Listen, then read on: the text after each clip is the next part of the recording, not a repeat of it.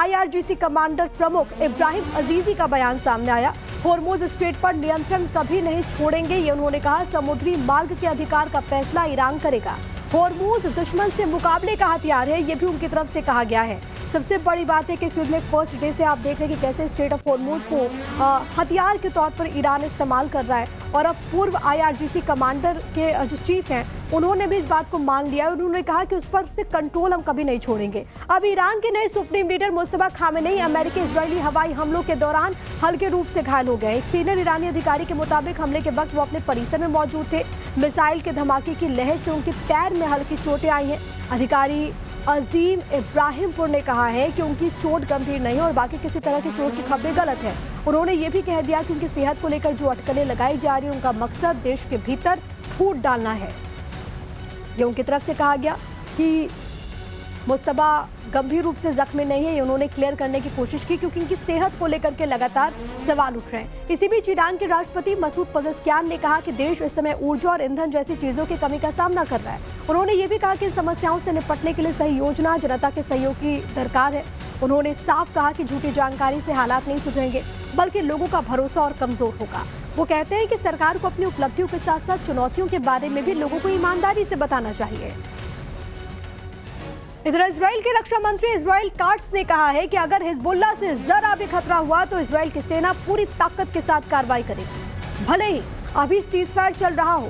उधर लेबनान की सेना ने बताया कि दक्षिण में इजरायली हमलों से क्षतिग्रस्त नबातिये और खारदली के बीच की सड़क और पुल को फिर से खोल दिया गया ताकि आवाजाही बहाल हो सके। इसी बीच फ्रांस के राष्ट्रपति इमैनुअल मैक्रोन मंगलवार को पेरिस में लेबनान के प्रधानमंत्री नवाफ सलाम से मुलाकात करेंगे। ये बैठक ऐसे वक्त में हो रही है जब एक दिन पहले लेबनान में एक फ्रांसीसी शांति सैनिक की मौत हो गई थी। मतलब आप देखिए पूरी दुनिया किस तरीके से इम्पैक्टेड है। और नेतन्याहू जो कि बार बार कह रहे हैं कि हम जो प्रॉक्सीज है उनको खत्म कर देंगे, दूसरी तरफ लेबनान को भी उम्मीदें हैं कि शांति वार्ता जो हो रही है उसमें कुछ ना कुछ फायदा लेबनान को पहुंचे, जो सीज फायर वो स्थायी रूप ले ले। इधर आपको ये बताते चले कि अमेरिकी सेंट्रल कमांड ने एक वीडियो जारी किया है जिसमें दिखाया गया कि अमेरिकी सेना ने एक ईरानी झंडे वाले जहाज को कैसे कब्जे में ले लिया है। सेंटकॉम के मुताबिक इस ऑपरेशन में अमेरिकी मरीन सैनिक हेलीकॉप्टर के जरिए USS ट्रिपोली जहाज से उड़ान भरकर MV टॉस्का जहाज पर उतरे और रस्सियों के सहारे नीचे उतर गए। ये जो वीडियो जारी किया गया है आप इन तस्वीरों को जरा देखिए। अमेरिका का कहना है कि USS फ्रांस नाम के गाइडेड मिसाइल डिस्ट्रॉयर ने उस जहाज का इंजन बंद कर दिया था क्योंकि उसने तकरीबन 6 घंटे तक बार बार दी गई चेतावनियों का पालन नहीं किया। वीडियो जो आप देख रहे हो उसमें ये भी दिखाया गया है कि मरीन सैनिक अरब सागर के ऊपर से उड़ान भरते हुए उस जहाज तक पहुंचे और फिर उस पर कैसे कब्जा कर लिया गया। आप इन तस्वीरों में जरा देखिए। अमेरिका ने ये वीडियो जारी किया है सेंटकॉम की तरफ से। इधर ईरानी शिप ने जब वार्निंग को नजरअंदाज किया तो अमेरिकी नौसेना ने पहले जहाज के इंजन रूम को खाली करने के आदेश दिए और फिर उस पर फायरिंग कर दी। 5 इंच की ताकतवर तोप से दागे गए गोले सीधे जहाज के इंजन वाले हिस्से पर लगे जिससे उसकी रफ्तार पूरी तरह से थम गई। सोशल मीडिया पर वायरल वीडियो में नजर आता है कि कैसे समुद्र के बीचों बीच कार्रवाई की गई। आइए आपको ये समझाते हैं कि जहाज को कब्जा करने की पूरी कहानी आखिरकार रही क्या है। तो आप समझिए कब्जे में आखिरकार ये जो पूरा ईरानी जहाज था वो आया कैसे। दरअसल नाकेबंदी के दौरान अमेरिका ने 25 ईरानी जहाजों को वापस लौटा दिया। ये सभी जहाज ईरानी बंदरगाहों पर आने की कोशिशों में थे। टुस्का जहाज को रोकने के लिए US नेवी का युद्धपोत USS एस्पुआंस आया। अमेरिकी सेंट्रल कमांड यानी कि सेंटकॉम ने आखिरी चेतावनी दी। जहाज के कर्मचारियों से इंजन रूम खाली कराया गया। चेतावनी के बाद USS एस्पुआंस समंदर में एक्शन में आ गया।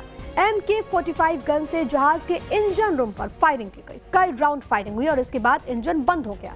बीच समंदर में जहाज रुक गया।